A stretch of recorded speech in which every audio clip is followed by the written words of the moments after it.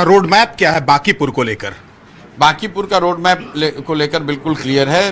3-4 बातें जो मैंने बताई है कि विधायक और विधायकी से जुड़े हुए मामलों में बांकीपुर में अब भ्रष्टाचार नहीं होगा, 1 पैसे का भी भ्रष्टाचार नहीं होने दिया जाएगा। दूसरी बात, विधायक के तौर पर, जनप्रतिनिधि के तौर पर मेरे आचार विचार व्यवहार से बांकीपुर के लोगों को शर्मिंदगी नहीं होगी। तीसरी बात मैंने कही है कि बांकीपुर में जो सबसे पहले मेरी प्राथमिकता है कि यहाँ पर शिक्षा की व्यवस्था को सुधारा जाए, और जो खासकर गरीब इलाके हैं बांकीपुर में, बांकीपुर है पॉश एरिया दिखता है, लेकिन 60% से ज़्यादा लोग झुग्गी झोपड़ियों में, स्लम्स में रहते हैं। तो मैंने उनको ये वादा किया है कि साल भर के अंदर अगर उनके इलाके के सरकारी विद्यालयों में गुणात्मक सुधार नहीं होगा तो उनके बच्चों को अंग्रेजी स्कूल में, प्राइवेट स्कूल में पढ़ाने की जिम्मेवारी हमारी होगी। ये बात मैंने वादा किया है और इसको करके दिखाएंगे।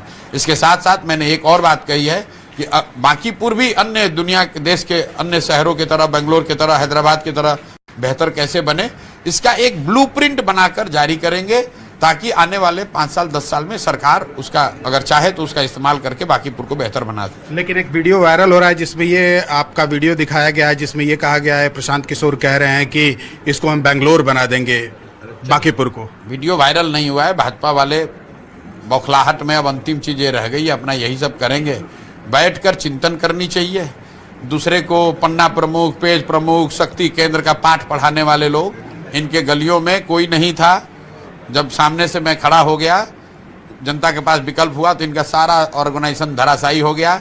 हर गली मोहल्ले में सच्चाई ये है आज की तारीख में कि 4-5 भाजपा के गुंडे वही राजनीति को कंट्रोल करते हैं। और उन मोहल्लों में चूंकि लालू जी के डर से लोग वोट दे देते थे भाजपा को, तो लगता था कि भाजपा बहुत मजबूत है। सच्चाई ये है कि जो इनका भी राजद की तरह इनके भी हर मोहल्ले में 4-5 गुंडे हैं, जो कि भाजपा के विधायक के बिहाफ में वहाँ पर गुंडाई करते थे, बदमाशी करते थे, और इसीलिए जनता ने उनको ठोक कर वोट दिया है और ये कुछ नहीं कर पाए। चुनाव के दौरान भी अगर इनकी गुंडाई नहीं होती, पुलिस प्रशासन का साथ नहीं होता, तो भाजपा 15,000 वोट और ज़्यादा पोल होता और उस सारे वोट में भी हारते, बुरी तरीके से हारते। आपने चुनाव प्रचार के दौरान भी कहा था कि ये जो इलेक्शन है, बाई इलेक्शन, ये रेफरेंडम होगा आगे के चुनाव का। इसको किस तरह से देखा जाए? बिल्कुल रेफरेंडम है। सम्राट चौधरी मुख्यमंत्री बने हैं, बिहार में भाजपा का पहली बार मुख्यमंत्री बना, और भाजपा के राष्ट्रीय अध्यक्ष के सीट पर, उस सीट पर जहां 30 वर्ष से भाजपा हारी नहीं है,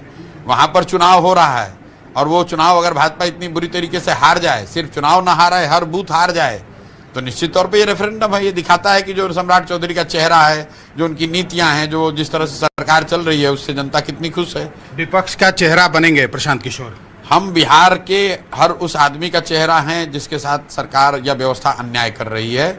हम विपक्ष और पक्ष का चेहरा बनने नहीं आए हैं। पक्ष के चेहरा जो हैं वो भाजपा के व्यक्ति हैं जो मुख्यमंत्री हैं, विपक्ष का चेहरा तेजस्वी यादव हैं। हम बिहार के समाज के चेहरा हैं, समाज के लड़के हैं, और बिहार में बेहतरी हो, पढ़ाई हो, रोजगार हो, पलायन हो, इसके अलावा दूसरा कोई बात नहीं करते। 2029 और 30 को लेकर प्रशांत किशोर के मन में क्या प्लानिंग है? कोई प्लानिंग नहीं। अभी इतनी प्लानिंग है कि थोड़ा थके हुए हैं, 1-2 दिन में स्वस्थ हो जाएं, फिर बांकीपुर के लिए अपना काम शुरू करें, और साथ साथ बिहार के हर उस व्यक्ति को ये विश्वास दिलाएं कि भाई आप भी खड़े हो सकते हो। आप अपने इलाके में 2 साल, 3 साल, 4 साल मेहनत करो, लोगों की आवाज़ बनो, लोगों की मदद बनो। लोग जाति, धर्म, दल और नेता से ऊपर उठकर आपको वोट करेंगे।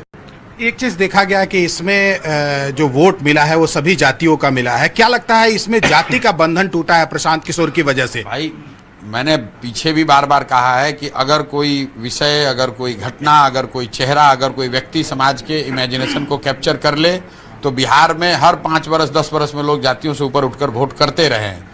लोगों ने इंदिरा गांधी के मरने के बाद कांग्रेस को वोट किया, लोगों ने बोफोर्स के नाम पर बीपी सिंह को वोट किया, लोगों ने मोदी के चेहरे पर 14 में वोट किया, लोगों ने पुलवामा के नाम पर, राष्ट्रवाद के नाम पर वोट किया, लोगों ने अभी आज बांकीपुर में प्रशांत किशोर के नाम पर वोट दिया है। जब भी लोगों के पास ऐसा कोई विषय, कोई घटना, कोई व्यक्ति सामने दिखता है, तो लोग जातियों से ऊपर उठकर वोट करते हैं। बांकीपुर ने उस बात को फिर से चरितार्थ किया है, और बिहार के अन्य हिस्सों के लोगों को भी मैं आग्रह करूंगा कि आप देखिए, अपने समाज से जो सबसे अच्छा व्यक्ति आपको लगे उसको आगे बढ़ाइए, उसको मजबूत कीजिए। जब अच्छा आदमी जीतेगा तभी आपका और आपके बच्चों का भला होगा। जो आदमी गलत है वो गलत है, चाहे वो हरा गमछा पहन कर आए या भगवा गमछा पहन कर आए, पीला गमछा पहन कर आए या नीला गमछा ओढ़ कर आए। आदमी जो गलत है वो गलत ही है। बिहार को सुधरना है तो अच्छे आदमी को जीतना होगा। अच्छे लोग जीतेंगे, किसी दल से जीते, किसी विचारधारा के हों, उससे सुधार होगा। आप दो लोगों पर हमेशा सवाल बिहार में खड़ा करते रहे, एक तरफ सम्राट चौधरी, दूसरी तरफ तेजस्वी यादव। दोनों में अगर किसी एक को चुनना होगा तो आप किसको चुनिएगा? किसी को नहीं चुनेंगे, चुनना होता तो उनके साथ होते।